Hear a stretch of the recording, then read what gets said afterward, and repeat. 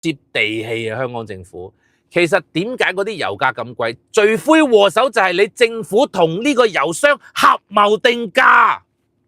而家唔係油商佢哋合謀定價，而家係政府同埋油商合謀定價。我今日解剖呢一個油價咁高咧，我相信全香港市民冇人講過，冇人聽過，冇人知道個中嘅原因。嗱，我話俾大家聽，香港嘅樓點解係全世界最貴？我解俾你聽，因為咧香港嘅樓咧，我哋簡單咧係用一個叫做原材料，就叫麵粉。起好嘅樓，我哋叫麵包。咁麵粉嘅價錢同麵包嘅價錢係點樣誕生嘅咧？咁我就用呢一個咧新鴻基 Sierra C 就同大家分析。新鴻基 Sierra C 西沙呢個項目用咗30年去收購西沙嘅土地，跟住用咗幾十億做 infrastructure 基建嘅設施，再用咗幾百億去補地價，因為政府要收佢補地價。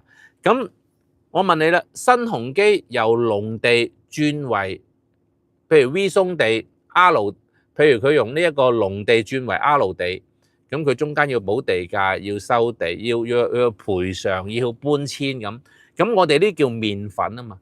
咁你新鴻基攞啲麵粉翻嚟嘅時候咧，喂，跟住仲要道路基建咧，仲要自己搭橋鋪路咧，修橋補路咧，好啦，跟住仲要補地價俾政府咧，好啦，跟住佢地價咧，可能已經去到6、7千蚊一尺噶咯。咁你建築成本咧，咁你建築成本開山劈石，咁嗰度可能有4、5千蚊一尺噶咯。咁你嗰個地皮再加鋼筋水泥落石屎，咁你呢一個就係嗰層樓起好嘅麵包，就係需要地皮、起樓加埋，仲有利息成本、時間成本、機會成本。喂，你去銀行融資，你買笪地曬太陽，你都有嘅利息開支噶嘛。咁當你嘅成本價係超過12,000蚊嘅時候，咁你其實就係話，喂，點解個高地價政策？因為佢懟翻嚟嘅價錢已經係咁啊嘛，因為政府係奉行咗好多年嘅高地價政策啊嘛。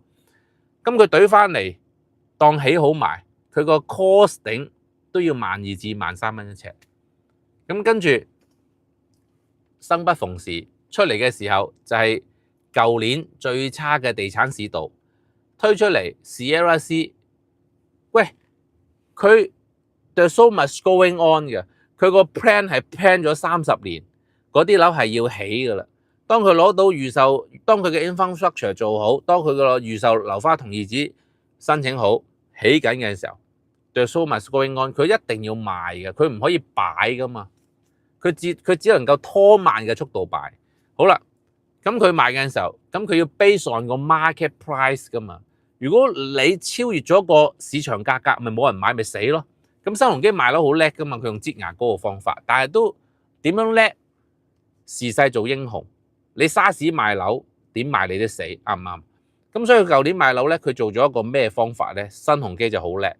佢用咗西沙一啲得天獨厚嘅環境，做咗好多主題親子樂園乜咁都好叻，霹靂狂龍做到頂呱呱，但係佢都係賣1萬蚊一尺。